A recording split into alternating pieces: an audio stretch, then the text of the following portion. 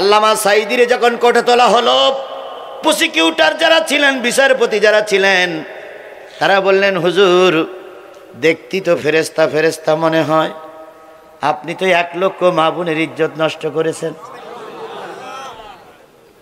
জাতি কথাগুলো শুনুন আগে। আল্লামা সাঈদী চুপ করে আছেন। উকিল এসে আল্লামা সাঈদীরে জেরা করতেছেন। এবার উকিল বলতেছে, হুজুর শুনেছি বুড়ি মানুষকেও ধর্ষণ করেছেন, যুবতীকেও ধর্ষণ করেছেন, নববধূকেও ধর্ষণ করেছেন, আবার শুনেছি আপনি 12 বছরের মেয়েও ধর্ষণ করেছেন। তা আমি একটু জানতে চাই, ছোট মেয়েটা যখন আপনি ধর্ষণ করতেছিলেন তখন আপনার কেমন লাগলো? এরা কত নিচে নামতে পারে, এ জাতি কত নিচে নামতে পারে? আল্লামা সাঈদী চুপ করে আছেন। হুজুর 90 বছরের বুড়ি চলতে পারছিল না, তারে নিয়ে যখন আপনি ধর্ষণ করলেন তখন কেমন লাগলো? বড় হুজুরের চোখ বেয়ে পানি পড়তেছে।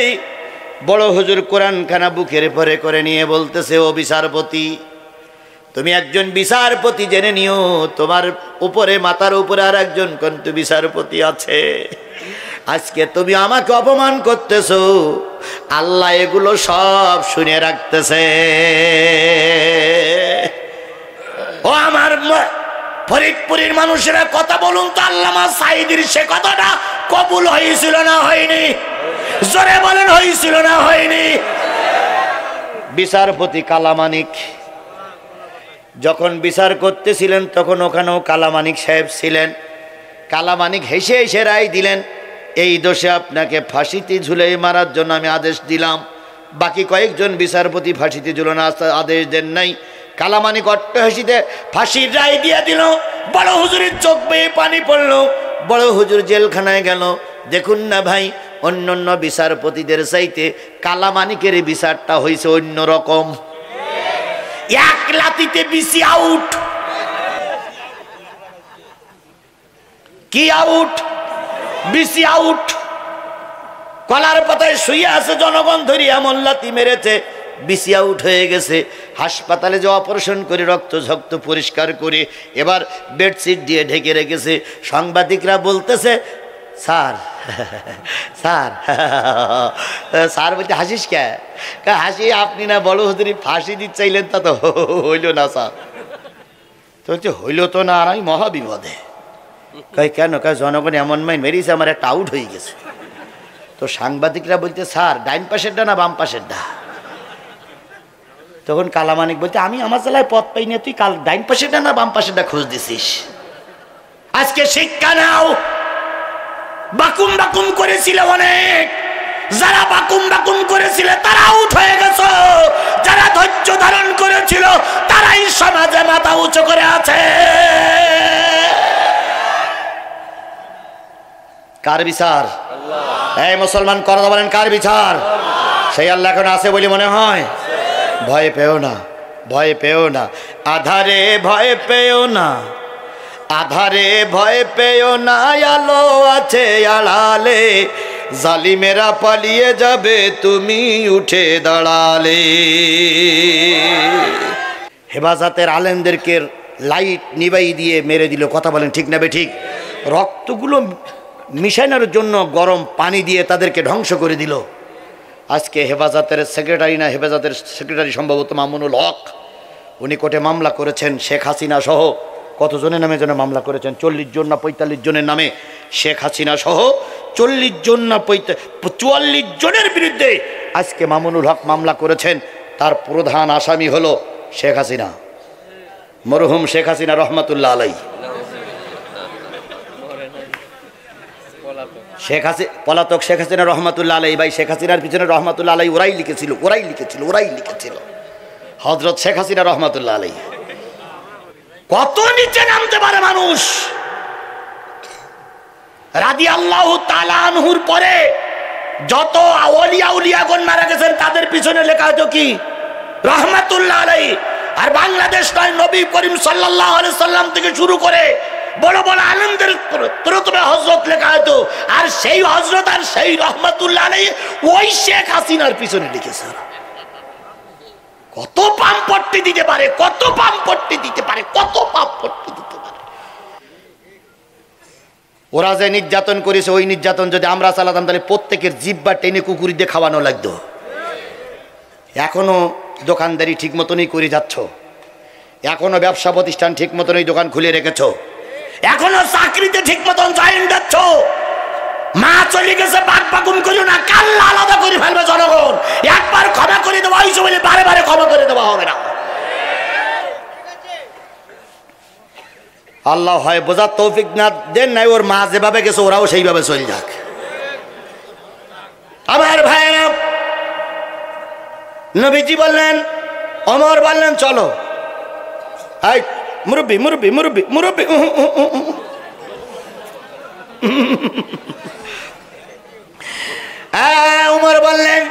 ওমর বললেন চলো। কয় যাবো তো, সাবি দেয়নি। যে যা খায় তার তাই ঢেকুর ওঠে না ভাই, যে যা খায় তার তা ঢেকুর ওঠে না। আমাদের সম্মানিত চেয়ারম্যান সাহেব যখন হাসপাতালে হার্ট স্ট্রোক করলো, তার পরিবারের থেকে স্ট্যাটাস দেওয়া হলো, ইউটিউবিতে লেখা হলো, নেতা এখন হাসপাতালে, সবাই দোয়া করবে, সবাই দোয়া করবে। আমি সেটা দেখলাম, দেখি দোয়াও করিনি, বদ দোয়াও করিনি। যা যাবর যা, তা যাবর তা, যা করে আল্লাহ করুক, আমি তো দোয়াও করবো না, বদ দোয়াও করবো না। আমাদের দেশের কিছু চিটিংবাজ হুজুর ছিল, তো এক এমপি গেছে মসজিদে নামাজ পড়তে, তো সিটিংমার হুজুর বলতেছে, এমপি সাহেব আপনি আইছেন এজন্য জাতি খুশি, আপনারাও খুশি, আপনারাও খুশি, মসজিদটার দিকে খেয়াল করবেন, শেখ হাসিনার নাম কিন্তু কোরআন শরীফে আছে। মানে কিছু নীতি হবে বলে পামপট্টি কত প্রকার। তো এমপি সাহেব বলতে, হুজুর এটা নতুন কথা শোনালেন যে? তো বলতে কেন? তো বলতে আমি তো এই পর্যন্ত কত মসজিদে নামাজ পড়েছি, অনেক মসজিদ দান করেছি, এইরকম তো কেউ বলিনি যে শেখ হাসিনার নাম কোরআন শরীফে আছে।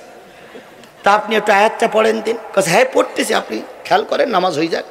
তো নামাজের ভিতরে বলতে এইবার বলো শেখ হাসিনার নাম আসবে, রব্বানা আতিনা ফিদ দুনিয়া হাসিনা। কত বড় ফেরেব্বা চিন্তা করে। ও মসজিদে টাকা নেওয়ার জন্য শেখ হাসিনার নাম কোন জায়গায় ঢুকিয়েছে? রব্বানা আতিনা ফিদ দুনিয়া হাসিনা ওয়াফিল আখিরাতে হাসিনা ওয়াকিনা আযাবান নার। রব্বানা আতিনা ফিদ দুনিয়া হাসানাতা, ওখানে হাসানাতাও না বলি হাসিনা বলি, অর্থ কই। এরকম সিটিংবাজ মৌলবী আমাদের সমাজে ছিল কি ছিল না? এক কথা বলেন, ছিল কি ছিল না? আল্লামা নিজামীর ফাঁসির পরে ওরাই আনন্দ মিছিল করেছিল, আল্লামা সাঈদীর রায়ের পরে ওরাই আনন্দ মিছিল করেছিল। এই সিটিংবাজ হুজুরাই ফরিদপুরও আছে, ফরিদপুরও আছে, ফরিদপুরও আছে। এখানেও দুটো সাইড আছে, আমি চিনিছি, সব কটা চিনি বলিস। এখন যদি ধরাই দিতে মারবেন বলে ধরাই দিচ্ছি না, এর ভিতরে কয়েকটা বসে আছে। আমি চেহারা দেখলে বলতে পারি ভাই, আমি কিন্তু জেন হুজুর বলেছি না, যেন আমি চেহারা দেখলে বুঝতে পারি কেটা কাটা সরকারের লোক। আমি দেখলে বুঝতে পারছি যে এর ভিতরে কেটা কাটা সরকারের দালাল আছে। আমি শুধু যদি বলি ওইটা ধর, বোর মুখ দেখা যাবে না, বলো ফাজলামি করে না, চুপচাপ শোনো, চুপচাপ আসো, ওইরকম ঘাটতি মেরে থাকো, বেশি মাথা উঁচু করে না, কাল্লা আলাদা করে ফেলবে জনগণ।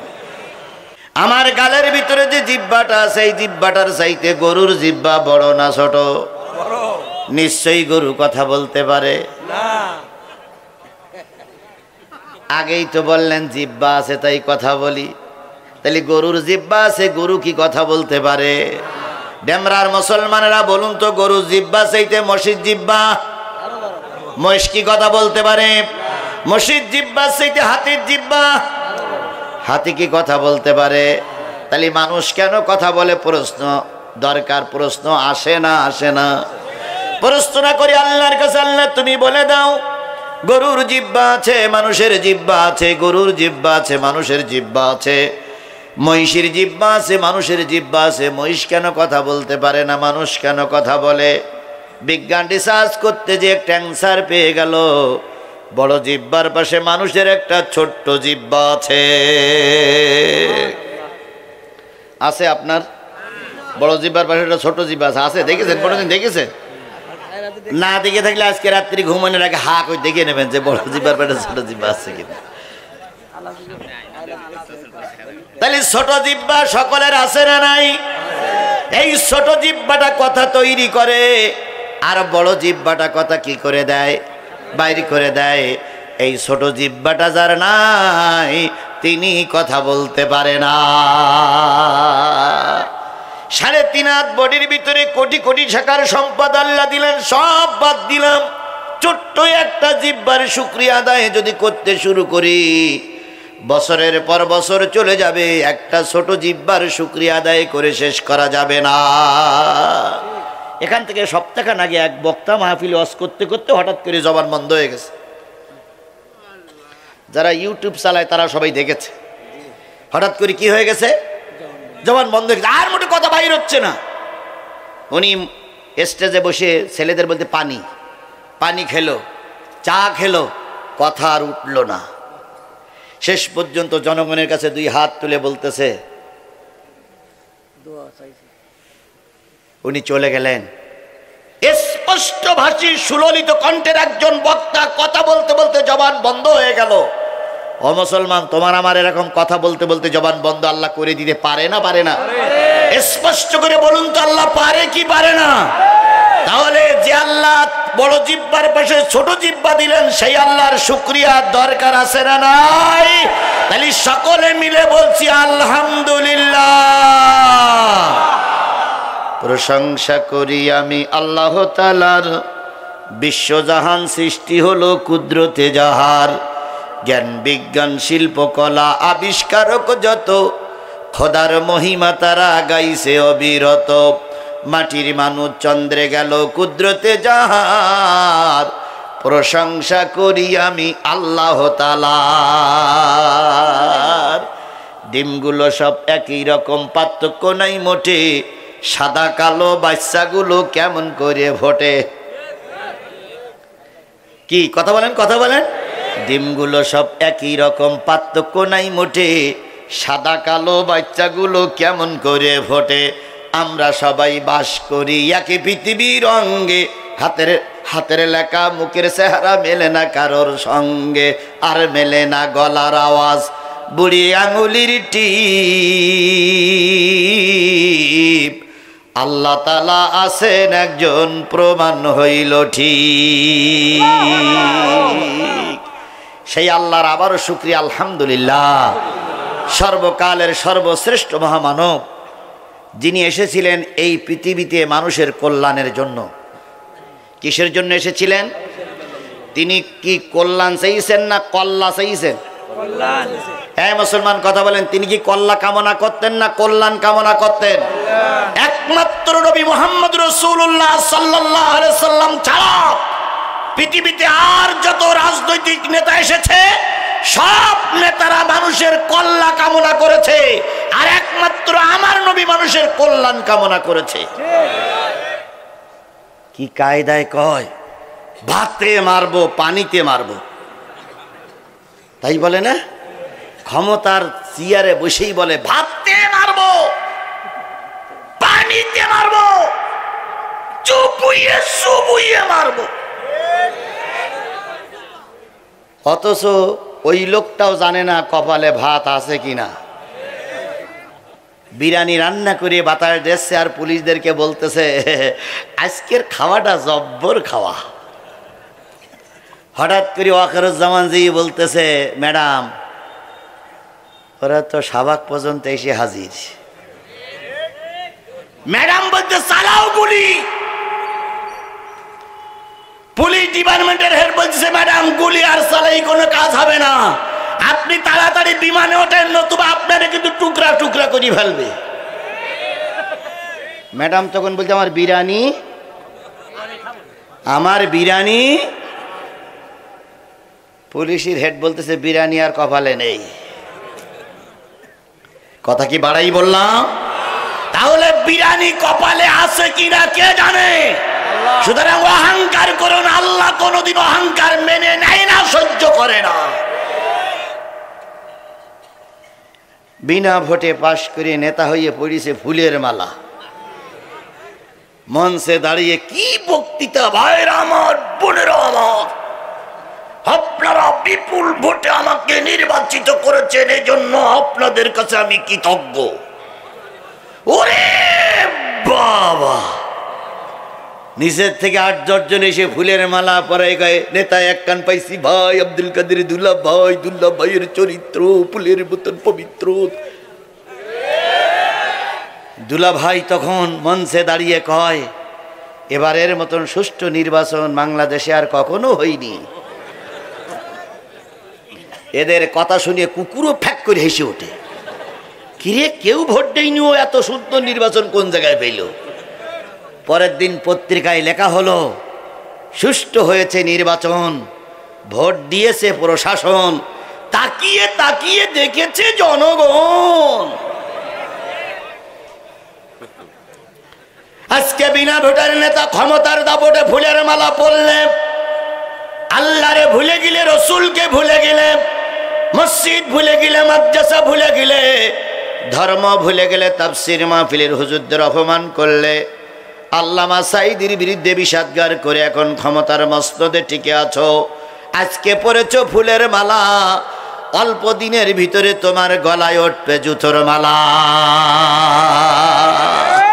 যাদের দাপটের কারণে ফরিদপুরে চলাফেরা করা যেত না, যাদের দাপটের কারণে ফরিদপুরের তাফসীর মাহফিলগুলো বন্ধ হয়েছে, আজকে জাতি তাদের হারিকেন ধরাই খুঁজতেছে, কোন জায়গায় পাওয়া যাচ্ছে না।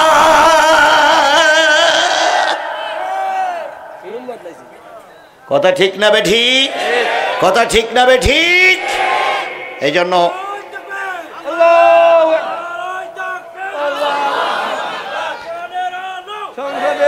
আমার ভাইরা, এই জন্য আল্লাহ নবী শুধু চেয়েছিলেন কল্যাণ, আর পৃথিবীতে আর সব নেতারা চেয়েছে কল্যাণ।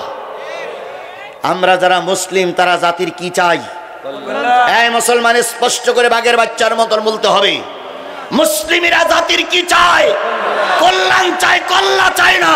যদি আমরা কল্যাণ কামনা করতাম, একটাও সাবেক আওয়ামী লীগের নেতা কর্মী রাস্তায় বাইর হতে পারতেন না, একটাও বাজারে ঘোরাফেরা করতে পারতেন না, একটাও নেতা চাকরি করতে পারতেন না, জনগণ পিটাইয়ে ঠ্যাঙের গিরে ছড়াই ফেলতো। কিন্তু আমরা তো কল্যাণ চাই না, আমরা কি চাই? তাই এখন আপনারা ঘুরিয়ে বেড়াচ্ছেন। কথা বলেন, কথা বলেন, কথা বলেন। আল্লাহ নবী কল্যাণ চেয়েছিলেন না কল্যাণ চেয়েছিলেন? কল্যাণ চেয়েছিলেন, তাই তো আল্লাহ বললেন, ওমা আরসালনাকা ইল্লা রাহমাতাল লিল আলামিন। ওগো নবী, গোটা পৃথিবীর সকলের জন্য আমি আপনাকে রহমত স্বরূপ প্রেরণ করলাম। কি স্বরূপ? রহমত মানে কি? মুসলমান কথা বলেন, রহমত মানে কি? নবী ছিলেন গোটা পৃথিবীর সকলের জন্য কি? আলহামদুলিল্লাহি রাব্বিল আলামিন ওমা আরসালনাকা ইল্লা রাহমাতাল লিল আলামিন।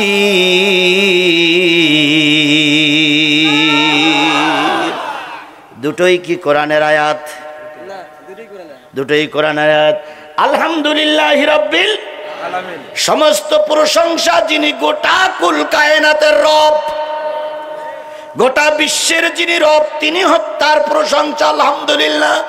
আল্লাহ বললেন, আমি হলাম গোটা পৃথিবীর রব, আর ওগো নবী আপনাকে পাঠালাম গোটা পৃথিবীর রহমত করে। একজন হলো রব্বুল আলামিন, আর একজন হলো রাহমাতুল লিল আলামিন। কথা বলেন, কথা বলেন, কথা বলেন। আমার নবী ছিলেন জাতির জন্য রহমত। এই নবী ততক্ষণ পর্যন্ত জাতির কাছে ভালো ছিল যতক্ষণ কোরআনের দাওয়াত না দিয়েছে। কথা বলেন। যেই না কোরআনের হক কথাগুলো বলেছে, জাতি তার শত্রু হয়ে দাঁড়িয়েছে। আমরাও দেখি যে আলেমগুলো হক কথা অতীতেও বলেছে, এখনো বলছে, এই আলেমদেরকে একদল মানুষ শত্রু মনে করে। আর যারা গোলালুমার বক্তা, তারা আগেও ছিল ভালো, এখন টেবিল চাপটাই বলে আমরাও আগে ছিলাম, এখনো আছি। বিগত 15 বছরের ভিতরে মুখ মোটে খুলিনি। এখন মঞ্চে উঠলি মনে হয় উনি ছাড়া আর ভালো আলোচক বাংলাদেশে কেউ নাই। দেখে শুনে মনে হয় ওনারা হলো রাজমিস্ত্রি আর আমরা হলাম জোগাড়িয়ে।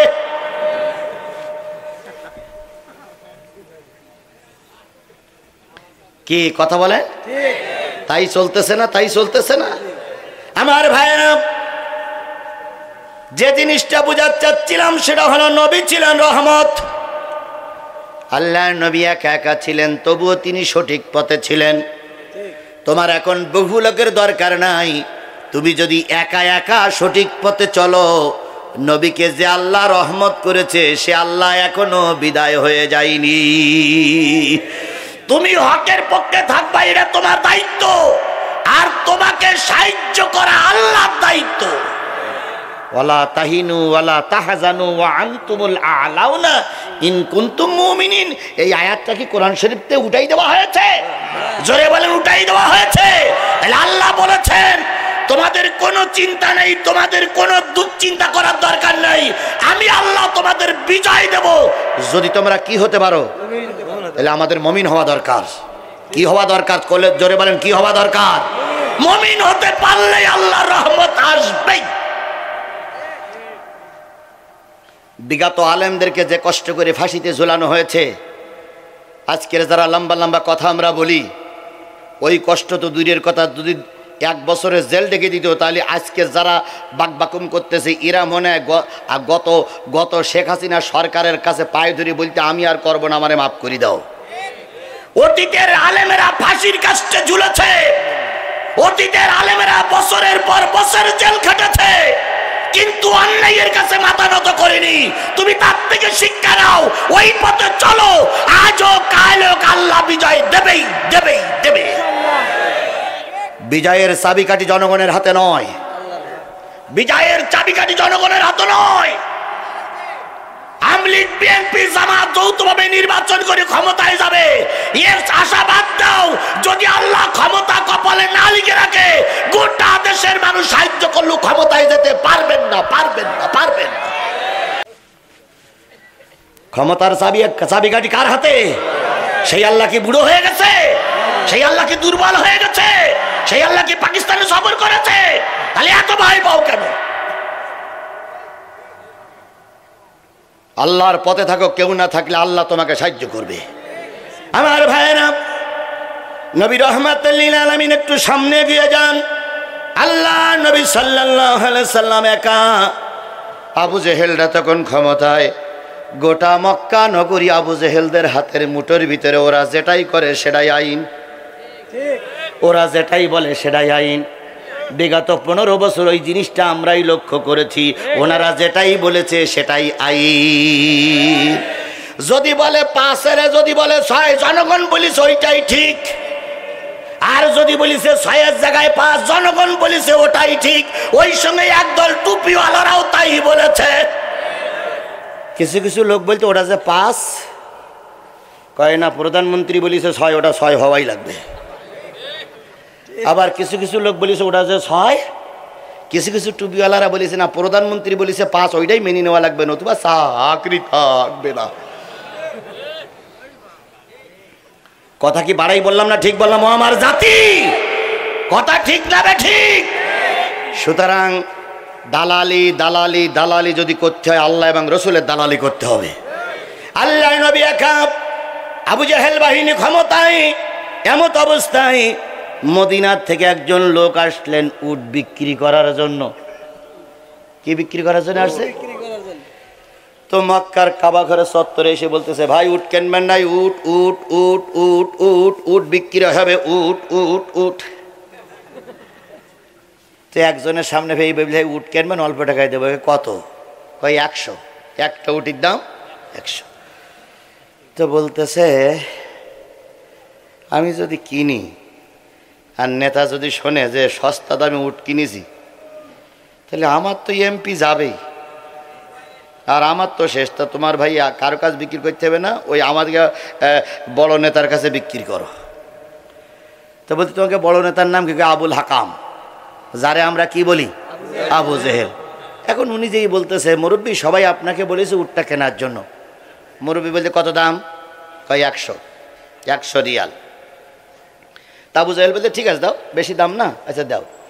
উটটা নিয়ে ঘরের ভিতরে গেছে। কিছুক্ষণ পর বেরিয়ে আসার পরে উট বিক্রেতা বলতেছে মুরব্বী টাকা? কয় আমারে চেনো? আমারে চেনো? আমার পরিচয় শুনুনি? তুমি উট বিক্রি করি আবার টাকা চাও? তোমার তো সাহস বটে। তো মাসখান পরে এসো। ও লোক বলতেছে আল্লাহ, এ কোন জালেমের পাল্লায় পড়লাম আল্লাহ।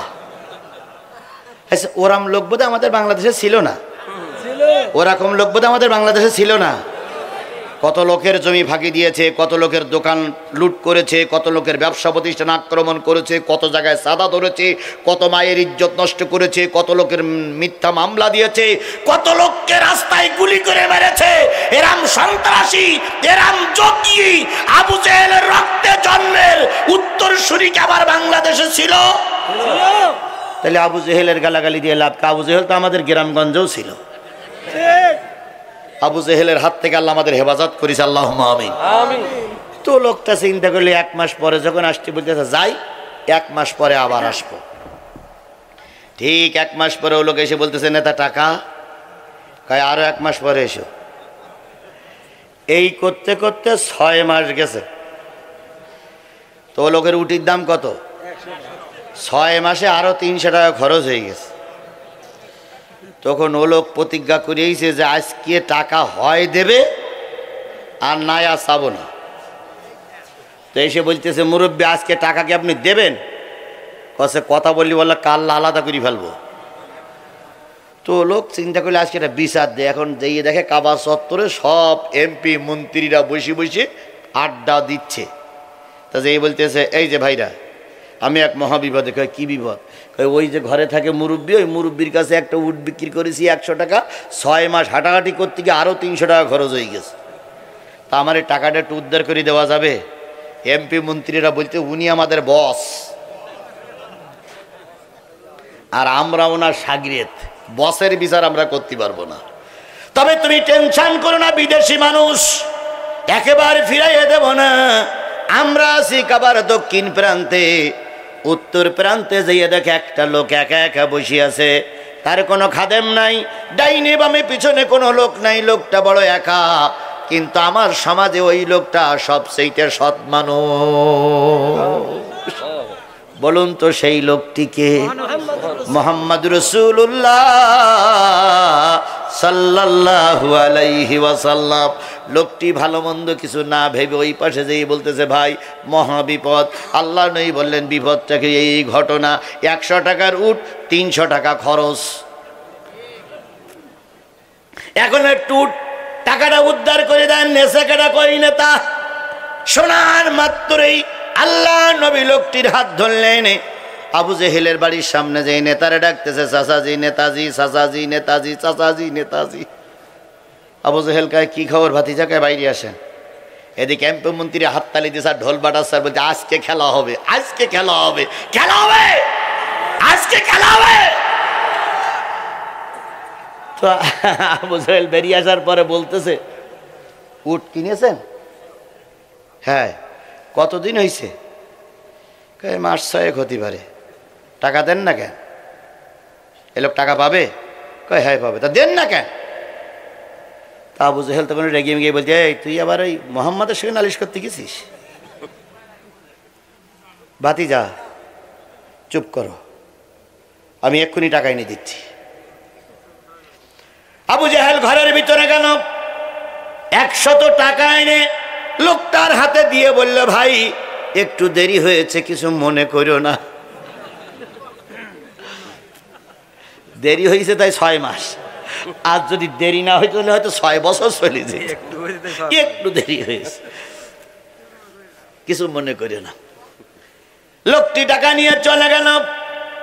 নবীজি ধ্যানমগ্ন ছিলেন, যেখানে সেখানে যেয়ে বসে বলল নেতারা যেই বলতেছে সেই তো টাকা দিলেন, তো 6 মাস দেরি করলেন কে? এটা আপনার খাস লাভ, এটা আপনার চরিত্র, এ চরিত্র পরিবর্তন হবে না। আবু জেহেল বলতে টাকা কি আর এমনি দিছি রে ভাই, আমি যা দেখেছি তা যদি তোরা দেখতিস তোদের সব কটার পাতলা পায়খানা হয়ে যেত। কয় কি দেখেছেন আপনি? আমি দেখলাম নবীজি বলতেছে চাচা লোকটার টাকা দেন, চাচা লোকটার টাকা দেন। আমি লক্ষ্য করলাম মোহাম্মদের দুই পাশে দুইজন তরবারি ধরে দাঁড়ায় আছে, আর তরবারি দিয়ে ইঙ্গিত করতেছে আর বলছে টাকা ফেল, টাকা ফেল, নতুবা কাল্লা আলাদা হয়ে যাবে, টাকা ফেল। আমি ভয় আর সহ্য করতে না পেরে টাকায় দিয়েই দিয়েছি। তাহলে মুহাম্মদ সাল্লাল্লাহু আলাইহি সাল্লাম ছিলেন কয়জন? তিনি সত্যের পক্ষে লড়াই করেছেন না অসত্যের পক্ষে লড়াই করেছেন? বলুন তো, সত্যের পক্ষে যখন ময়দানে নেমেছে দুইজন তরবারিধারী লোক তার পাশে সাহায্য করেছে, ওই দুইজন তরবারিধারী লোক কোথা থেকে এসেছে? আল্লাহর ফেরেশতা দুইজনকে পাঠিয়েছে, আমার মোহাম্মদ একা এখন একটা হকের পক্ষে লড়াই করতেছে। তোমরা যাও, মোহাম্মদ যেন হতাশ হয়ে ফিরে না আসে। সেদিন তরবারি দেখায়ে মুহাম্মদ সাল্লাল্লাহু আলাইহি সাল্লাম জাতির কল্যাণে কাজ করতে যদি পারে, ও আমার জাতি সেই নবীর উম্মত তো আমরাই। কথা বলেন, সেই নবীর উম্মত আমরা না? তাহলে তুমি হকের পক্ষে কথা বলে ময়দানে নামো, ফেরেশতা তোমার পক্ষেই সাহায্য করবে। তাহলে নবী একা থেকেও ময়দানে কাজ করেছে। সেই নবীর নাম শোনার পরে যদি কেউ দুরূদ শরীফ না পড়ে, বুঝতে হবে লোকটা বড় কৃপণ, বুঝতে হবে লোকটা বড় বকিল। এই জন্য নবীর নামে দুরূদ আর সালাম সাল্লাল্লাহু আলাইহি ওয়াসাল্লাম। বন্ধুগণ, 4টা মাহফিল এই এলাকায় করেছি। একটা করেছি হলো আতাইকুলা, আর একটা করেছি হলো হাফিজি মাদ্রাসা, আর একটা করেছি হলো সাতিয়া। সাতিয়া আলোচনা করেছিলাম আল ইমরান 104 নম্বর আয়াত। আতাইকুলার আলোচনা করেছিলাম সূরা কমর। এরপরে ফরিদপুর বাজারে একটা করেছিলাম আহজাব, আর একটা করেছি সূরা হজ। আজকে আমি আপনাদের সামনে তেলাওয়াত করেছি সূরাতুন নিসার 58 নম্বর আয়াত। সূরা নিসার এই আয়াতের পরে ভিত্তি করে কিছুক্ষণ কথা হবে। কারা কারা চলে যাবেন তারা তারা একটু হাত তোলেন।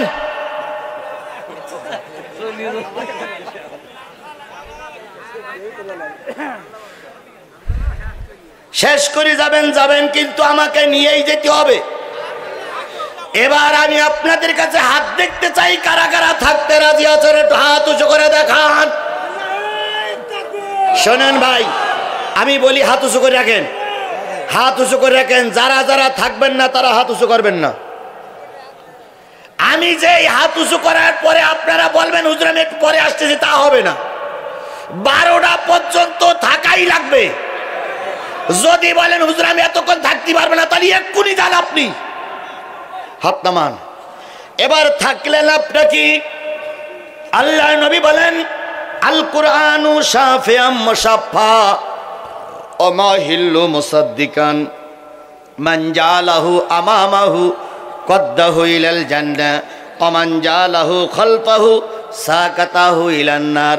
এই কোরআন কিয়ামতের দিন কারোর পক্ষে সুপারিশ করবে, আবার কারোর বিরুদ্ধে আল্লাহর কাছে নালিশ করবে। কে বলছে? নবী। নবী নবী নবী নবী বলতেছেন এই কোরআন কিয়ামতের দিন কারোর পক্ষে সুপারিশ করবে, আর কারোর বিপক্ষে আল্লাহর কাছে নালিশ করবে। সাহাবীরা বলেন ইয়া রাসূলুল্লাহ কোরআন কাদের পক্ষে সুপারিশ করবে? নবী বলেন যারা কোরআনকে সামনে রাখবে, কোরআনের আলোচনার থেকে উঠবে না, কোরআনের আলোচনা শোনার জন্য সময় দেবে, কোরআন যা বলেছে তাই মেনে চলবে। কিয়ামতের দিন এই সমস্ত লোকগুলোরে নিয়ে কোরআন আল্লাহর জান্নাতে চলে যাবে। তাহলে কোরআন সামনে রাখলে কোরআন আপনাকে কোথায় নিয়ে যাবে? জোরে বলেন কোথায় নিয়ে যাবে? এখন এই দুই গ্রুপ দুই পাশে বসে আছেন, নারীরা বসে আছেন, আপনাদের জান্নাতের দরকার আছে না নাই? জোরে বলেন আছে না নাই? যাদের জান্নাতের দরকার নাই তারাই চলে যাচ্ছে। হ্যাঁ মুরব্বী যাচ্ছে, যাক, উনি আবার আসবে ইনশাল্লাহ। আমাদের কি জান্নাতের দরকার আছে? তাহলে আল্লাহ রসুল বলেছেন কোরআনকে যারা সামনে রাখবে কোরআন তাদেরকে টেনে টেনে কোথায় নিয়ে যাবে? জান্নাতে। আর এই কোরআনকে যারা পিছনে রাখবে, দেখেন একজন চাদরওয়ালা ব্যক্তি উঠেছেন, বলুন তো কোরআন ওনার পিছনে না সামনে? ওনার দিকে খেয়াল করেন, ওই যে চাদরওয়ালা ব্যক্তি একজন উঠে গেলেন, কোরআন ওনার পিছনে না সামনে? উনি যেতে পারেন, উনি কোন কায়দার মুসলমান আমার জানা নেই, উনি যেতে পারেন। তবে আমার হাদিসটা শুনে যান, যে ব্যক্তি কোরআনকে পিছনে ফেলাই চলে যাবে, কিয়ামতের দিন কোরআন তাদের পিছন দিক থেকে ধাক্কা দিয়ে জাহান্নামে নিক্ষেপ করবে। আল্লাহ রসুলের কথা সত্য না মিথ্যা? আরো জোরে বলেন, সত্য না মিথ্যা? তাহলে নবী বলেছেন যারা কোরআনকে পিছনে ফেলাই রেখে চলে যাবে, কোরআন তাদের ধাক্কা দিয়ে কোথায় নিক্ষেপ করবে? আমি তো টাইম বলেই দিলাম, 12টার উপরে যাওয়ার নিয়ত মোটেও নাই। ইতিমধ্যে 11টা বেজে গেছে, তাহলে 12টা বাজতে আর কতক্ষণ সময় বাকি আছে? 50 মিনিট আলোচনা হবে, 5 মিনিট এ অন্য কথা, আর 5 মিনিট মোনাজাত 12টার ভিতরে শেষ করব। তাহলে 50টা মিনিট কোরআনকে সামনে রেখে থাকা যাবে? জোরে বলেন যাবে? হয়তো এই বিশ্বাসে আল্লাহ জান্নাত দিয়ে দিতে পারে। কথায় বলে বিশ্বাসে মিলায় বস্তু তর্কে, ভক্তিতে মেলায় বস্তু তর্কে। আমরা যদি বিশ্বাস করি আজকের এই মাহফিলে যে হুজুরের এই হাদিসটা সত্য, কোরআন সামনে লাগলে কোরআন আমাদের টেনে কোথায় নিয়ে যাবে? আল্লাহ, বিশ্বাস করুন, আল্লাহ আপনার এই বিশ্বাসের কারণে জান্নাত দিয়ে দেবে। আল্লামা সাইদি একটা ওয়াজ করেছিলেন, উনি বলেছিলেন, কথাটা মনে হয় আপনাদের মনে আছে, অনেকে শুনেছেন, উনি বলেছিলেন যে এক ছাত্র মাদ্রাসায় গেছে, এটা তো মাদ্রাসা নাকি, এক ছাত্র মাদ্রাসায় গেছে, তা মাদ্রাসায় যখন যায় তখন মাদ্রাসায় যাওয়ার পথে একটা নদী নৌকায় পার হইতে হয়। তো একদিন দেরি হয়ে গেছে, তো ওস্তাদ জিজ্ঞেস করছে, এই দেরি হলো কেন? কয় হুজুর ওই পথে এক নদী। তো বলছে নদীটাই কি? কয় নৌকা ছিল না। কয় তুই না মাদ্রাসা ছাত্র, তোর বুকি আছে কোরআন, যেদিন নৌকা থাকবে না সেদিন বিসমিল্লাহ বলে পানিতে পা দিবি, পার হয়ে চলে আসবে। তো ছাত্র বলিস আল্লাহর কালাম যখন, তো হলু হতে পারে। পরে 2-4 দিন পরে এসে দেখে নৌকা নাই, বিসমিল্লাহির রহমানির রহিম বলে পা দেশে ও পার হয়ে চলে আইছে। সুবহানাল্লাহ বলবেন না? সুবহানাল্লাহ বলবেন? বলুন তো ওই ছাত্রের অন্তরের ভিতরে বিশ্বাস এসেছে যে বিসমিল্লাহ আমাকে আল্লাহ নদী পার করে দিতে পারে। ছাত্র কামেল পাশ করা হয়ে গেছে, দাখিল পাশ করা হয়ে গেছে, সুপারিনটেন্ডেন্ট হুজুরের দাওয়াত করেছে, হুজুর আমার বাড়িতে একটু দাওয়াত। হুজুরকে নিয়ে যাচ্ছে, যেতে যেতে হুজুরকে নিয়ে যাচ্ছে, যেতে যেতে হঠাৎ করে দেখে নৌকা নাই। হুজুর বলতে কিভাবে পার হবে? কয় হুজুর ওই যে আপনি শিখাই দিলেন, আসেন পার হই। তো বলছি তুই একটু আগে যা। ছাত্র বিসমিল্লাহ বলে পার হয়ে গেছে। হুজুর উপরে দাঁড়াই বলতেছে এটা কি সম্ভব? এত পানি আর বিসমিল্লাহ বলে পা দিলি পার হওয়া যাবে, এ কি সম্ভব? তো ছাত্র পার হয়ে বলতে হুজুর আসেন। আসবো তো, নৌকা তো রেখে। হুজুর ওই যে বিসমিল্লাহ, আসেন আপনি তো আমার শিখাইছেন, আসেন। তখন হুজুর ইতিস্থিত করতেছে পার হওয়া যাবে না, যাবে না, ডুবে যাব না কাপড় ভেসবে, এই করতে করতে যেই না পা দেশে আর হুড় মুড় করে নদীর ভিতরে গিয়ে পড়িয়েছে। ছাত্র বলতে কি হইল? কয় বাজান আমি যেটা বলেছিলাম বিসমিল্লাহর বরকত বলতে, যে তুই বিশ্বাস করেছিলি এই জন্য আল্লাহ পাক তোর বরকত দিয়েছে, আর আমি তোর শিখাইছিলাম কিন্তু আমার অন্তরে বিশ্বাস ছিল না, এই জন্য আমার পানিতে ভিজতে হয়েছে। বন্ধুগণ, আমি হাদিসটা বলেছি, আমার বানানো হাদিস নয়। আল্লাহর নবী বলেছেন যে ব্যক্তিরা কোরআন সামনে রাখবে, কোরআন অনুসারে চলবে, কিয়ামতের দিনে কোরআন তাদের টেনে কোথায় নিয়ে যাবে? জান্নাতে। আর এই কোরআনকে যারা পিছনে রেখে চলে যাবে, তাই সেটা সামনের লোক হোক আর পিছনের লোক হোক, এই কোরআন ধাক্কা দিয়ে তাদেরকে জাহান্নামে নিক্ষেপ করবে। তাহলে আমি আপনাদের দেখতে চাই, আপনারা কোরআন নিয়ে জান্নাতে যেতে চান না কোরআনের ধাক্কা খেয়ে জাহান্নামে যেতে চান? কোরআন নিয়ে জান্নাতে যেতে চান কারা কারা একটু হাত তোলেন তো সবাই। আল্লাহ হাতগুলোর ভাই হাত তোলেন, এর ভিতরেও বরকত আছে ভাই, হাত তোলার ভিতরে বরকত আছে। কোরআন কিন্তু ভিডিও করতেছে, এই যে ক্যামেরাগুলো যদি আপনাদের ভিডিও করি 10 বছর পরে ছাড়তে পারে, কোরআন এখন ভিডিও করে কিয়ামতের দিন আল্লাহরে দেখাতে পারবে না ভাই? তাহলে কোরআন ভিডিও করতেছে, দয়া করে কোরআনের পক্ষে আপনারা হাত তুলুন, আল্লাহ পাক কোরআনের পক্ষের হাতগুলোরে কবুল করে নিক।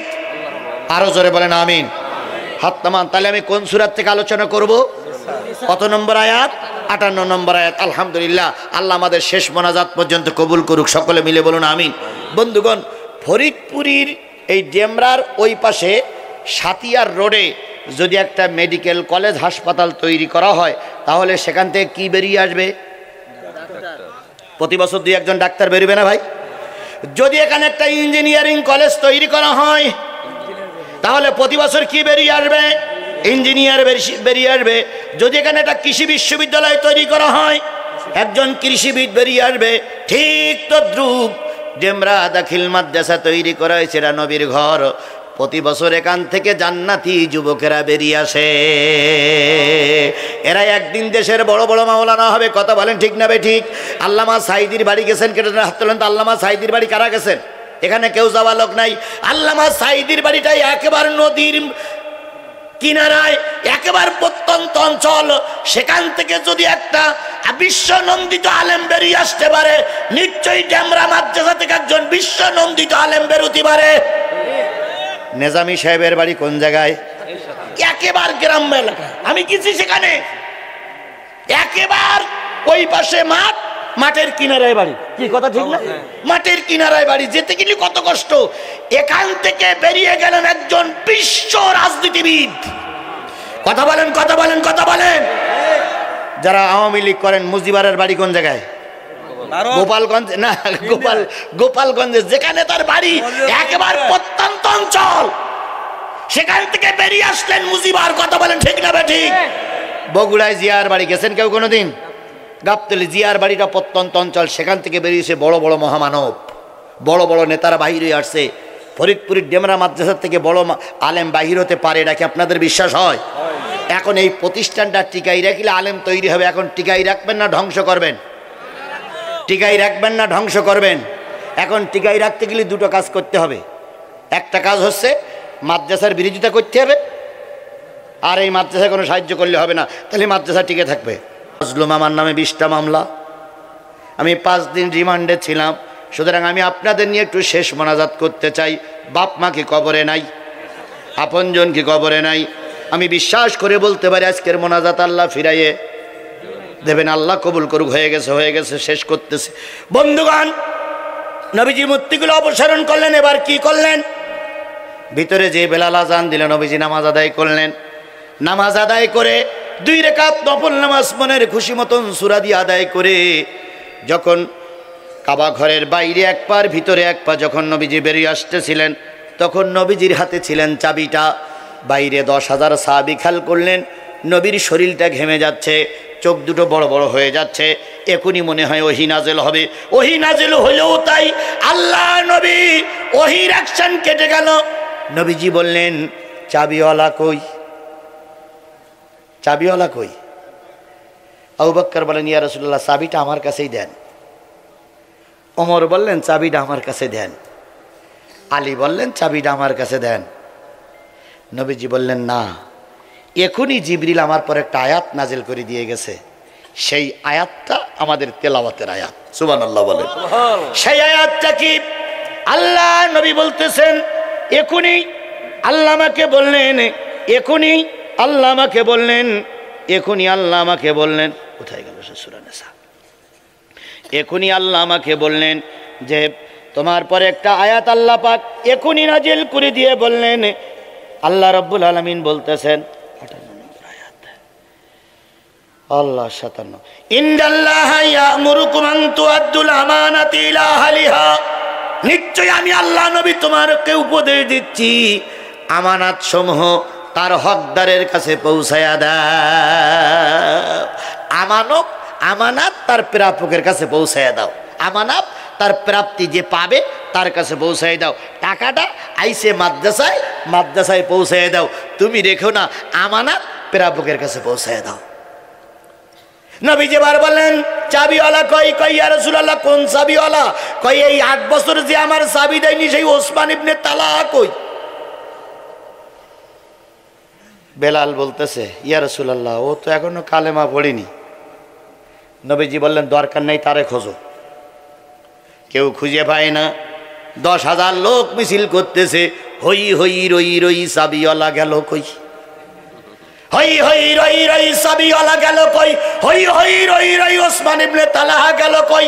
এই কথা যদি ওই ওসমান ইবনে তালহার কানে যায়, ওর কি শরীরের ভিতরে রূহ আছে বলে মনে হয়? ও উদ্ধশ্বাসে দৌড়চ্ছে যে 10,000 লোক যখন খোঁজ দিয়ে আমার শুরু করেছে আমারে কচু কাটা করি ফেলবে। তো ও যেয়ে 3-4 পাহাড় টপকাইয়ে এক বাবলা তলার নিচে একটা সুড়ঙ্গ পথ আছে, সেই পথের ভিতরে বডিটা ঢুকিয়ে মাথাটা চুপ করে শিয়ালের মতন বের করে রেখেছে যে দেখি ওরা কি করে, দেখি ওরা কি করে, দেখি ওরা কি করে।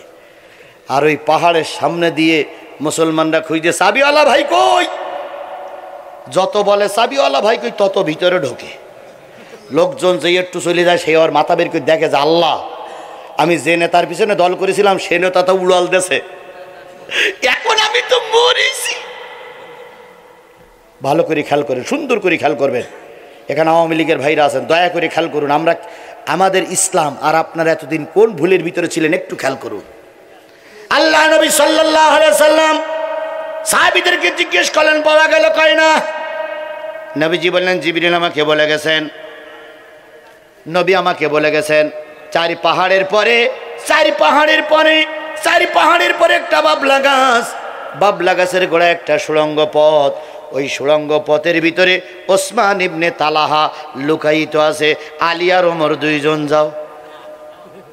লোক পাঠানিরা লোক পাচ্ছে না, ওই 2 জনেই নড়ি ছুড়ি পাঠাচ্ছে। তার 2 জন ওই গুহার পাশে যেয়ে বলতেছে ভাই এই না সে বাবলা গাছ? হ্যাঁ, এই বাবলা গাছের গোড়ায় ওসমান ইবনে তালহা, তুমি পালাই আসো। নবী বলেছো তুমি এখানে আসো, বেরিয়ে এসো। ও আরো ভিতরে ঢুকেছে। তো এইবার ওমর মুখের কাছে যেয়ে বলতেছে ও ভাই আসো আসো, চট করে আসো। তখন ও বলতেছে ভাই ওমর বিশ্বাস কর ভাই, আমি চাবি দিস চাইছিলাম কিন্তু নেতারা দিতে দেয়নি। ফান্দে পড়িয়া বগা কান্দে রে, এখন অনেক বগাই ফান্দে পড়িয়ে কাঁদতেছে, তাই না ভাই, তাই না ভাই, তাই না ভাই? যে নেতাদের দেখে পুলিশ চালু দিত সেই নেতাদের এখন কোমরে দড়ি বেঁধে কোটে তোলা হচ্ছে। এখন ওরা কোটে কাঁদতেছে। এখন কান্দো কেন? যখন কান্দার সময় তখন তোমরা কান্দনি। হেফাজতের আলেমদেরকে লাইট নিবাই দিয়ে মেরে দিল। কথা বলেন ঠিক না বে ঠিক? রক্তগুলো মিশানোর জন্য গরম পানি দিয়ে তাদেরকে ধ্বংস করে দিল। আজকে হেফাজতের সেক্রেটারি না, হেফাজতের সেক্রেটারি সম্ভবত মামুনুল হক, উনি কোর্টে মামলা করেছেন শেখ হাসিনা সহ কতজনের নামে যেন মামলা করেছেন, 40 জন না 45 জনের নামে। শেখ হাসিনা সহ 40 জন না 44 জনের বিরুদ্ধে আজকে মামুনুল হক মামলা করেছেন। তার প্রধান আসামি হলো শেখ হাসিনা, মরহুম শেখ হাসিনা রহমাতুল্লাহ আলাই।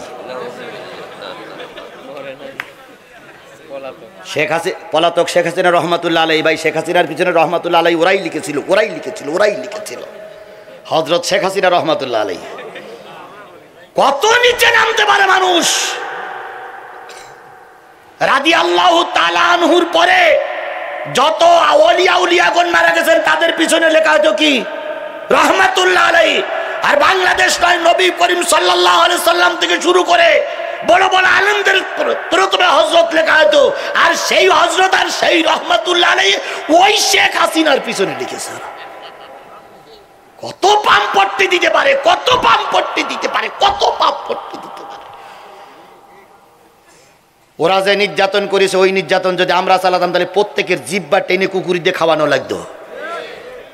এখনো দোকানদারি ঠিক মতনই করে যাচ্ছ, এখনো ব্যবসা প্রতিষ্ঠান ঠিক মতনই দোকান খুলে রেখেছ, এখনো চাকরিতে ঠিক মতন জয়েন যাচ্ছ। মা চলে গেছে, বাগবাগুন করিও না, কাল্লা আলাদা করে ফেলবে জনগণ। একবার ক্ষমা করে দেওয়া হয়েছে বলে বারে বারে ক্ষমা করে দেওয়া হবে না। আল্লাহ হয় বোঝার তৌফিক না দেন নাই, ওর মা যেভাবে গেছে ওরাও সেইভাবে চলে যাক। আমার ভাইয়েরা, নবীজি বললেন, ওমর বললেন চলো। এই মুরব্বি মুরব্বি মুরব্বি মুরব্বি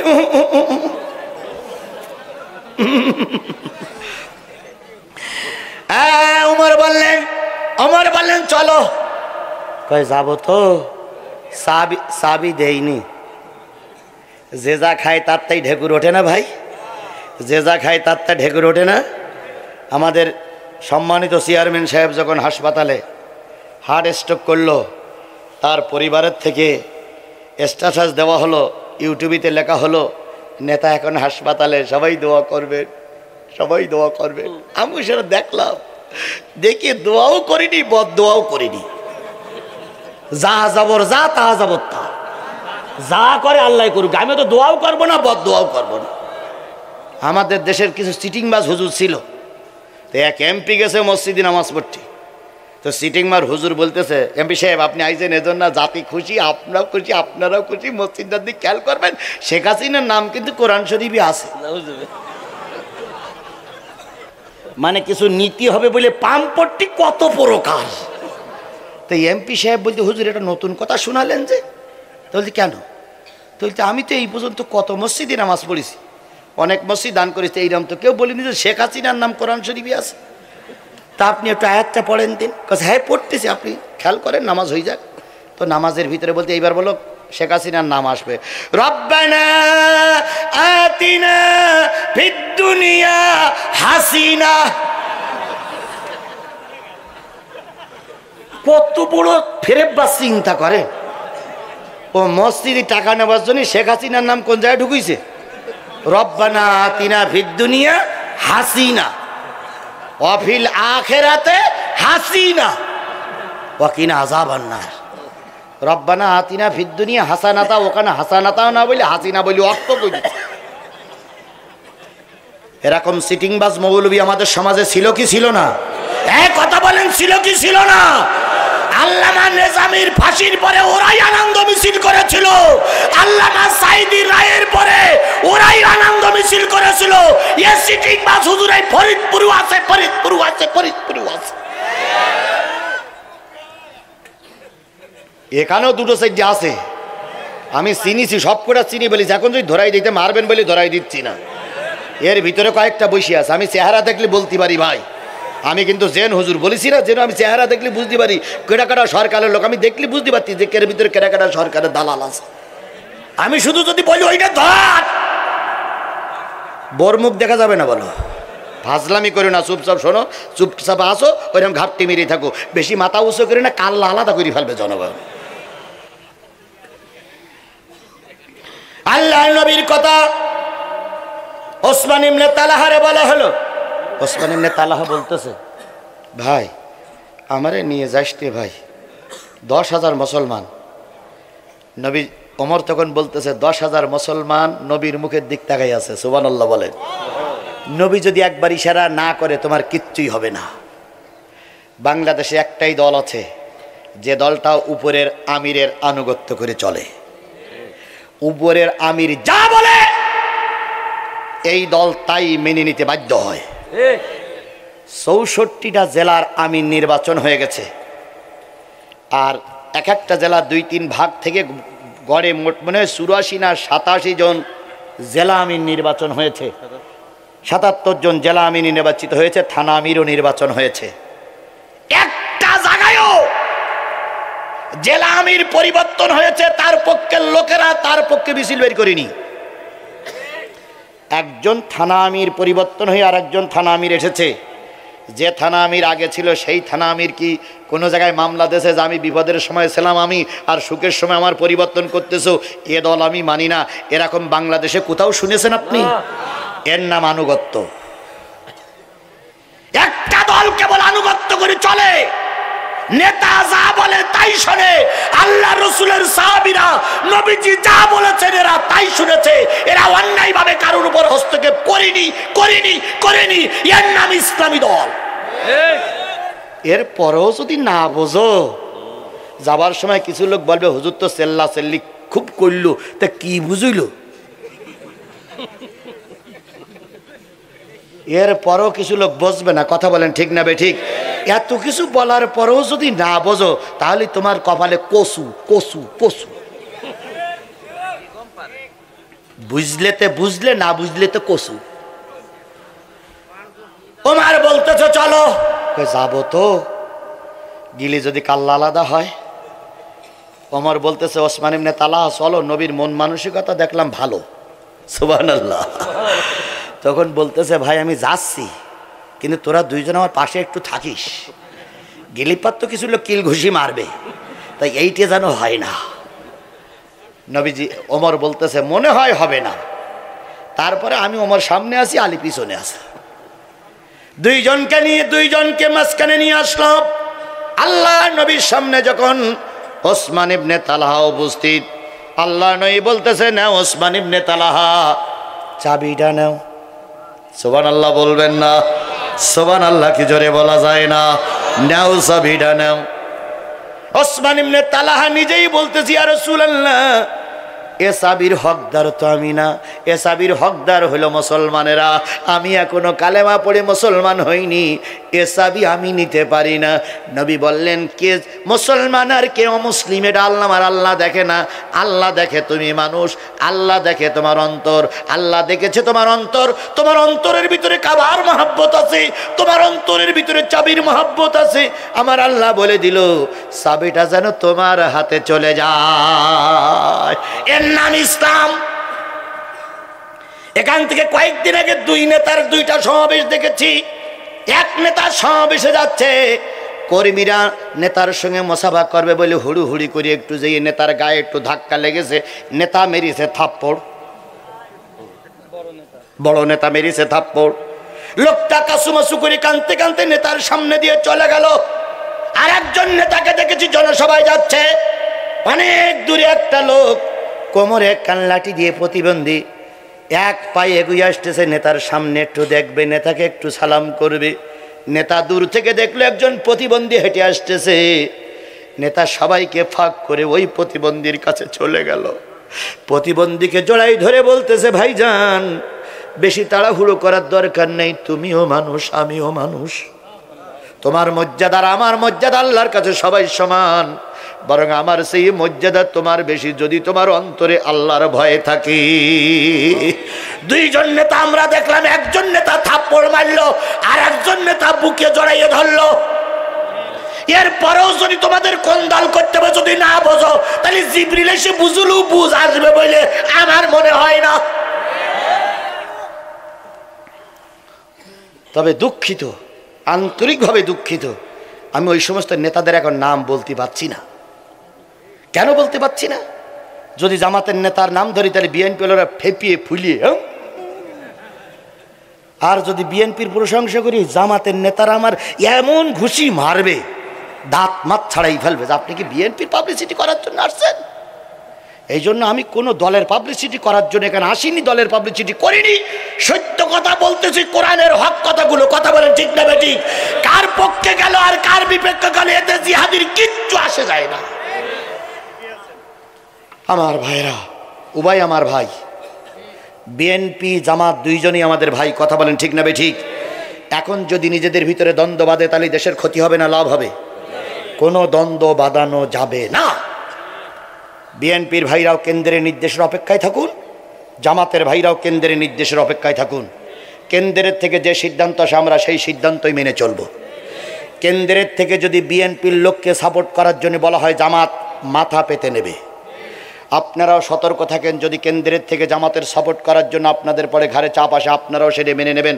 দ্বন্দ্ব করবেন না, দ্বন্দ্ব করবেন না, দ্বন্দ্ব করবেন না। আমরা দুইজন দ্বন্দ্ব করলেই ভারত আবার ঢুকে পড়বে, শেখ হাসিনা আবার ঢুকে পড়বে। এই জন্য এখন যেভাবেই হোক দেশের স্বাধীনতা, সার্বভৌমত্ব এবং গণতন্ত্র রক্ষা করতে হবে, কথা বলে ঠিক না বেঠিক? 15.5 বছর কষ্ট পেয়েছি, জাতি আর কষ্ট পেতে চায় না। এই জন্য এখন সময় এসেছে ঐক্যবদ্ধ হয়ে থাকার। কারা কারা কোরআনের ছায়া তলে ঐক্যবদ্ধ হতে রাজি আছেন? দুই হাত উঁচু করে আল্লাহরে দেখান।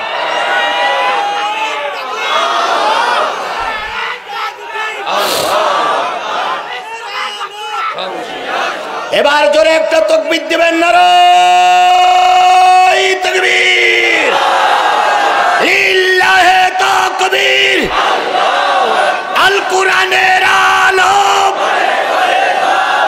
হাত নামান। নবী যখন চাবিটা দিলেন, আর মাত্র 3 মিনিট, নবী যখন চাবিটা দিলেন, চাবিটা নিয়ে চুমা খায়, বুকে ধরায়, বুকে ধরে যখন চাবি নিয়ে চলে যাচ্ছে তখন ওই লোকটি বলতেছে, আল্লাহ এতদিন বুঝেছিলাম ইসলাম খুন করা পার্টি। এই ভাই, এই শোনেন, বসেন বসুন, দোয়া হবে, দোয়া হবে। বুঝেছিলাম নবী একটা খুন করা পার্টি, কিন্তু এখন দেখলাম নবীর চাইতে ভালো মানুষ আর সমাজে কেউ নাই। উনি এসে নবীর কাছে দাঁড়ালেন। আল্লাহ নবী বললেন, ওসমান ইবনে তালহা, আমাদের কারোর আচরণে তুমি কষ্ট পেয়েছো? না। ফিরে আসলে কেন? কই ইয়া রাসূলুল্লাহ, নেতারা বলতো আপনি মানুষ খুনি, নেতারা বলতো আপনার দলের লোক জঙ্গি, কিন্তু এখন নিজে চোখে দেখলাম আপনার চাইতে ভালো মানুষ আর সমাজে কেউ নাই। সুতরাং আমি আপনার দলে ঢুকতে চাই, আপনার দলের কর্মী হতে চাই, আমাকে ইমানের কলেমা পড়ে আপনার দলে ঢুকায় নিন। তাহলে যে দলে এমন সম্মান পাওয়া যায় আমরা সেই দলে থাকতে রাজি আছি কিনা? ইনশাআল্লাহ। সে দলটা হলো কোরআনের দল। সে দলটা কিসের দল? আমরা সবাই কোরআনের দলে থাকবো ইনশাআল্লাহ। সূরা ফাতিহা পড়ুন, হয়ে গেছে। সূরা ফাতিহা পড়ুন, ইখলাস পড়ুন। বসেন, বসুন, বসুন, বসুন। সূরা ফাতিহা, ইখলাস পড়ুন। ভাই পড়েন, সবাই পড়েন। বিসমিল্লাহির রহমানির রহিম, আলহামদুলিল্লাহি রাব্বিল আলামিন। পড়েন আর রহমানির রহিম, মালিকা ইয়াউমিদ্দিন, ইয়্যাকা না'বুদু ওয়া ইয়্যাকা নাস্তাঈন, ইহদিনাস সিরাতাল মুস্তাকিম, সিরাতাল লাযীনা আন'আমতা আলাইহিম গায়রিল মাগদুবি আলাইহিম ওয়ালাদ-দাল্লিন। কুল হুয়াল্লাহু আহাদ, আল্লাহুস সামাদ, লাম ইয়ালিদ ওয়া লাম ইউলাদ ওয়া লাম ইয়াকুল লাহু কুফুওয়ান আহাদ। কুল হুয়াল্লাহু আহাদ, আল্লাহুস সামাদ, লাম ইয়ালিদ ওয়া লাম ইউলাদ ওয়া লাম ইয়াকুল লাহু কুফুওয়ান আহাদ। সবাই মিলে দোয়ার জন্য প্রস্তুত। আস্তাগফিরুল্লাহ, আরো জোরে বলেন আস্তাগফিরুল্লাহ রাব্বি মিন কুল্লি জামবেও আতুবু ইলাইহি লা হাওলা ওয়ালা কুওয়াতা ইল্লা বিল্লাহিল আলিয়্যুল আযীম। তাফসীর অনেকের বাড়ি আছে না ভাই? দয়া করে বাড়ি যেয়ে সূরা নেসার কত নম্বর আয়াত? 58 নম্বর আয়াতটা নিজের একটু পড়ে দেখবেন। আল্লাহ রাব্বুল আলামিন ওখানে আরো সুন্দর করে এখানে যে কথাগুলো বলেছেন আমরা সেই কথাগুলো সবাই মেনে নিয়ে চলবো ইনশাআল্লাহ। আল্লাহ বলতেছেন, আমানাতগুলো প্রকৃত হকদারকে দাও। প্রতি 5 বছর অন্তর অন্তর একটা কি আসে? ভোট আসে। এই ভোটটা হলো জাতির একটা পবিত্র আমানাত। হিন্দু হোক, মুসলমান হোক, খ্রিস্টান হোক, বৌদ্ধ হোক, সকলের কাছে পবিত্র কি? এই আমানাতটা এনার কাছে আছে, এনার কাছে আছে, ওর কাছে আছে, আমার কাছে আছে। আল্লাহ বলতেছে আমানাতটা যে ব্যক্তি হকদার তাকেই দাও। এখন কে হকদার ওটা আমি বলবো না, কোন পার্টির লোক হকদার ওটা আমি বলবো না। আগামী নির্বাচনে আমরা প্রকৃত যারা হকদার, যারা দেশপ্রেমিক, যাদের কাছে দিলে ইসলামের উপকার হবে তাকেই আমরা সাপোর্ট করব। কি আমার কথা সে কোরআনের সঙ্গে একমত? আল্লাহ পাক বলতে যখন বিচার ফয়সালা করবা ইনসাফপূর্ণ বিচার ফয়সালা করবা। নবীজি হাদিসে বলেছেন, ওই ব্যক্তির ঈমান নাই যার আমানতদারি নাই, ওই ব্যক্তির নামাজ নাই যার পবিত্রতা নাই, আর ওই ব্যক্তির দিন নাই যার ধর্ম নাই। আমরা দিন ধর্ম পালন করে চলার জন্য চেষ্টা করব। আলামিন আমার ছোট ভাই, আলামিনের মাও নাই, বাপও নাই। মা আছে, বাবা নাই, ভাই একটা চলে গেছে। একটা গেছে না দুটো গেছে? একটা গেছে। আলামিন তার পরিবারের থেকে 1000 টাকা দান করেছে। আলামিন এই আল্লাহ তার পরিবারের যত লোক মারা গেছে সবাইকে মাফ করে দিক। মাঝখানে আরেকজন 500 টাকা দান করেছে, আল্লাহ তাকেও কবুল করে নিক। মাঝখানে আরেকজন এটা কত 500 টাকা দান করেছে, আল্লাহ তাকে কবুল করে নিক। হ্যাঁ, প্রতিরোধ 24 ও স্বেচ্ছাসেবী সংগঠন আজকের মাহফিলের স্বেচ্ছাসেবক দল, ওরা দিল কত 1000 টাকা। আল্লাহ সকল দাতার দান কবুল করে নিক। আস্তাগফিরুল্লাহ, সবাই মিলে এবার বলেন মোনাজাত। আস্তাগফিরুল্লাহ রাব্বি মিন কুল্লি জামবেও ওয়া আতুবু ইলাইহি লা হাওলা ওয়ালা কুওয়াতা ইল্লা বিল্লাহি আলিয়্যুল আযীম।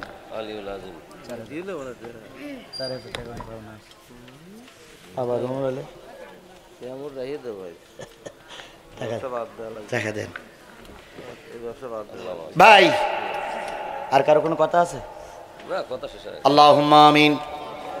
ربنا ظلمنا أنفسنا وإن لم تغفر لنا وترحمنا لنكونن من الخاسرين ربنا إننا آمنا فاغفر لنا ذنوبنا وقنا عذاب النار رب ارحمهما كما ربياني صغيرا وقل رب ارحمهما كما ربياني صغيرا মহিয়ান গরিয়ান সর্বশক্তিমান আল্লাহ, তুমি তোমার কুদরতি নয়নে তাকায় দেখো, হাজার হাজার মুসলমান নারী আর পুরুষদেরকে সঙ্গে করে নিয়ে 10টার পর থেকে শুরু করে দীর্ঘক্ষণ ধরে কোরআনের পক্ষে আহ্বান করেছি, কোরআনের পক্ষে মানুষকে ডেকেছি। অবশেষে সবাই মিলে তোমার আলিশান দরবারে হাত তুলেছি। আল্লাহ, এই কোরআনের মাহফিল আমাদের সকলের নাজাতের জরিয়া বানায়া দাও। কোরআনের মাহফিলের ইন্তজাম যারা করলো, শোনার জন্য যারা আসলো, বলার জন্য আমরা যারা এসেছিলাম, আর এই কোরআনের মাহফিলকে টিকাই রাখার জন্য যারা চাঁদা দিল, পয়সা দিল, সময় দিল, শ্রম দিল, মেধা দিল, কথা দিল, কিয়ামতের দিন এই মাহফিল আমাদের সকলের নাজাতের জরিয়া বানায়া দিও। কত লোক হাত তুলেছে, কত লোকের মা নাই, কত লোকের বাবা নাই, দাদা দাদি, নানা নানি, আত্মীয় স্বজন, মাতৃকুলে পিতৃকুলে শ্বশুরকুলের মানুষগুলো মন মাটি বুকের পরে করে নিয়াম বাগানে, কাঁঠাল বাগানে, বাঁশ বাগানে ঘুমায় গেছে। যাদের আপনজন কবরবাসী হয়ে গেছে, আল্লাহ তাদের কবরগুলো তুমি জান্নাতের টুকরায় পরিণত করে দাও। যাদের আব্বা মা এখনো বেঁচে আছে, খেদমত করে জান্নাত কিনে নেওয়ার তৌফিক দিয়ে দাও। আল্লাহ, অনেক অসুস্থ মানুষ বিছানায় শুয়ে শুয়ে কাঁদতায়, অনেক অসুস্থ মানুষ হাসপাতালের বেডে পড়ে আছে, অনেক অসুস্থ মানুষ আল্লাহ ধুকে ধুকে তারা কাঁদতাচ্ছে। দয়া করে মৃত্যু রোগ ছাড়া সকল প্রকার রোগ থেকে সাফায়া জেলা কামেলা দান করে দাও। আল্লাহ তাআলা এই প্রতিষ্ঠানের সকল সমস্যা তুমি গায়েব থেকে সমাধান করে দাও। এই প্রতিষ্ঠানের পরে তোমার খাস রহমত নাজিল করো। যত ছেলে মেয়ে পরীক্ষা দেবে আল্লাহ সবাইকে উত্তমভাবে কামিয়াবি করে দিও মাবুদ। আল্লাহ তাআলা দয়া করে মায়া করে আমাদের দোয়াগুলো কবুল করে নাও। আল্লাহ, অনেক দূর দূরান্ত থেকে তোমার পাগলেরা ছুটে এসেছে, সুস্থভাবে বাড়ি ফিরে যাওয়ার তৌফিক দিয়ে দাও। রসুলের খাতিরে আমাদের দোয়াগুলো তুমি কবুল করে নাও। আল্লাহ, যার যা মনের ব্যথাগুলো দূর করে দাও। 25-30 হাজার টাকা থেকে শুরু করে 2টা টাকা পর্যন্ত যে বাজারা দান করেছে সকলকে আল্লাহ তুমি কবুল করে নাও। সুবহানা রাব্বিকা রাব্বিল ইজ্জাতি আম্মা ইয়াসিফুন ওয়া সালামুন আলাল মুরসালিন ওয়ালহামদুলিল্লাহি রাব্বিল আলামিন। আসসালামু আলাইকুম ওয়া রাহমাতুল্লাহ।